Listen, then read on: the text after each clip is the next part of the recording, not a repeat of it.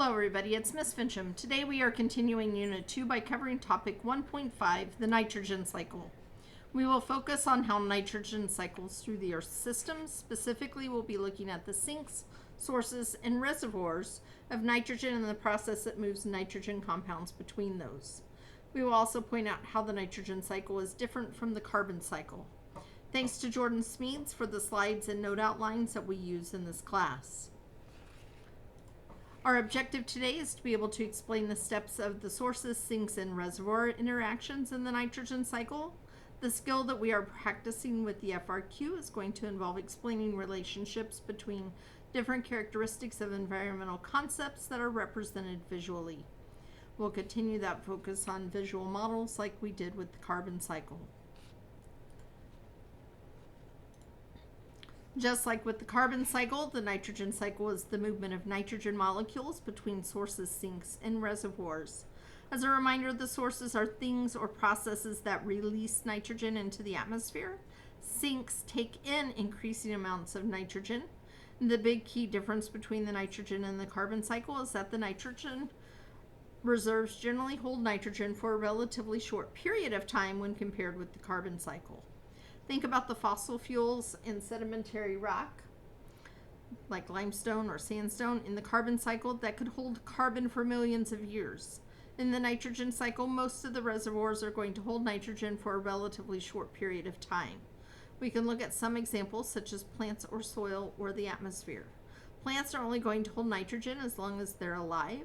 Then when they die, the nitrogen is returned to the soil, and that nitrogen does not stay in the soil for very long because it gets taken right back up by plants for growth. Nitrogen also exists in the atmosphere. In fact, that's the biggest reservoir of nitrogen, as about 78% of the atmosphere is made up of nitrogen. A really important key detail to know about this nitrogen in the atmosphere is that most of it exists in the form of N2 gas, which is not usable by plants or animals. Nitrogen is a key limiting nutrient for plants and animals. It is used to make the amino acids that create proteins and DNA and all the forms of RNA such as mRNA and tRNA. We have kind of a problem here because all things need nitrogen, and the atmosphere is the biggest reservoir of nitrogen, and all of that nitrogen exists in the unusable form of N2 gas, which cannot be used by plants or animals. So how do living things take in nitrogen if most of it exists as an unusable gas? Well, the answer to this question is nitrogen fixation. It is the first step in the nitrogen cycle, and it is the most critical for life on Earth. It is the process of this nitrogen gas from the atmosphere being converted into biologically usable nitrogen, which is a form that can be taken in by plants, and that's ammonia, NH3, or nitrate, NO3. This can happen in a few different ways, and it can happen both naturally and synthetically. Naturally, it can either be done by nitrogen-fixing bacteria or by lightning storms, which can actually cause some of that nitrogen in the atmosphere to be converted to ammonia, but it's primarily done by bacteria in the natural sense. We'll talk about two different types of bacteria that can do that. First is bacteria that lives freely in the soil, and we can see that in the diagram here. They're nitrogen-fixing bacteria that live in the soil, and they convert nitrogen in the atmosphere into ammonium, but there are also bacteria that live in symbiotic relationships with certain plants. And those are going to be plants that are known as legumes. These are species like peas and beans. They actually have little nodules in their roots that the bacteria live in, and the bacteria fix nitrogen for these plants in exchange for amino acids that they use to build proteins they need. Remember, symbiosis is a relationship where organisms are living closely with one another, and in this case, it's mutualistic because it benefits both species. That's a very important form of natural nitrogen fixation. If we look at the diagram, we'll notice this blue arrow around atmospheric nitrogen. Again, it can be done by lightning, but it's primarily done by bacteria, whether that's bacteria that live freely in the soil or bacteria that live in the root nodules of certain plants. And then we also have synthetic nitrogen fixation, and this is where humans combust fossil fuels in order to fix nitrogen gas from the atmosphere into nitrate.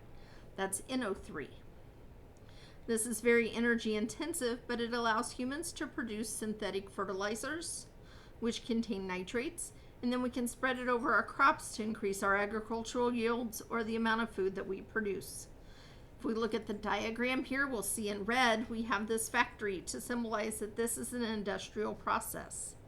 This requires a lot of energy input, and it's going to produce nitrates, which we will use as fertilizers in agriculture. Excuse me. While nitrogen fixation is a critical step to understand, and we spend a lot of time focusing on it, there are other steps in the nitrogen cycle that we need to talk about. The first one is assimilation. Assimilation is the process of plants and animals taking nitrogen and incorporating it into their bodies. Remember that they need nitrogen in the DNA in their cells, and they also need it to build the proteins that make up their bodies. Plants are able to access nitrogen directly by having their roots either take in nitrates or ammonia from the soil. Animals, though, have to eat plants in order to get their nitrogen, or if they're carnivorous animals, they have to eat animals that have eaten other plants.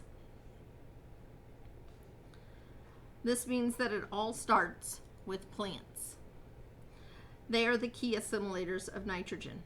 If we take a look at the diagram, we'll see in the blue circles here, nitrogen is going to move from the soil into the plant's root and into the plant's body, and then animals will eat the plant, and that's how they assimilate nitrogen.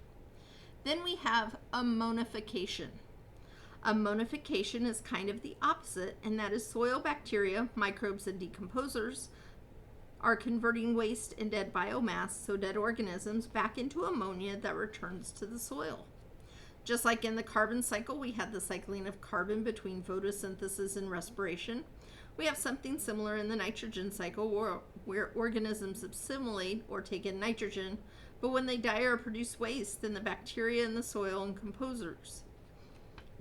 and decomposers break that waste down, and they return the nitrogen that was in the biological matter back to the soil through ammonification.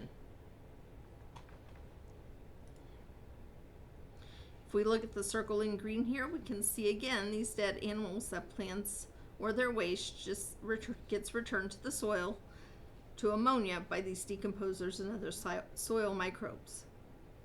Next, we'll talk about nitrification. Nitrification is the process where ammonium, NH4 positive, is converted to nitrite and then into nitrate. So nitrite is NO2 negative and nitrate is NO3 negative. This is also done by soil bacteria. I hope you're sensing a trend here in that bacteria are very critical at almost every step of this process. We can see that process of nitrification outlined here in the orange circle. And then finally we have denitrification. However, this is going to be the gas form nitrous oxide, or N2O. This is going to be converted again by bacteria and released into the atmosphere, and eventually that nitrous oxide can break down to form nitrogen gas, and we've completed the cycle.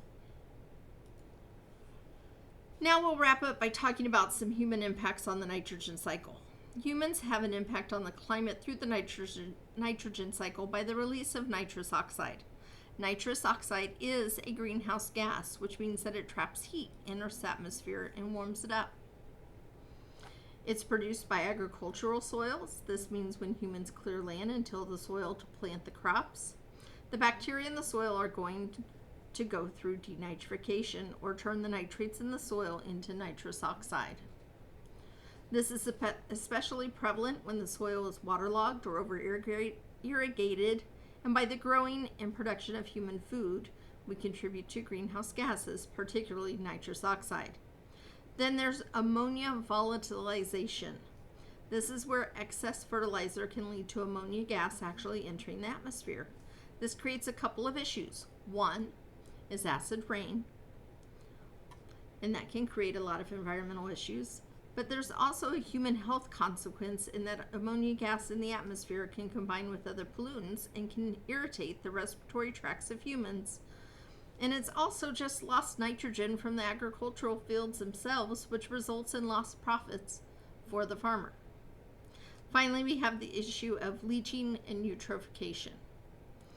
When we use synthetic fertilizers, we are often over applying nitrates to the soil, and we're putting more nitrates in the soil than it can carry. So this leads to something called leaching, which is where rainwater or irrigation water carries the nitrates right out of the soil. Think it as kind of washing them or flushing them right out of the soil, and that agricultural runoff can enter local bodies of water like streams or lakes. And what happens is all of this excess nitrogen fuels aggressive algae growth to the point that the algae covers the surface of the water and blocks the sunlight so that the aquatic plants below the surface don't get the sunlight they need, which kills those plants. In our practice FRQ 1.5 today, we're going to be looking at explaining the relationships between different characteristics of an environmental concept. I want you to try to describe one chemical transformation that occurs in the natural nitrogen cycle and explain the importance of that transformation to an ecosystem. As always, scan your notes using CamScanner and submit them to Canvas to be graded. I am giving 1 point extra credit on every assignment that is turned in using CamScanner.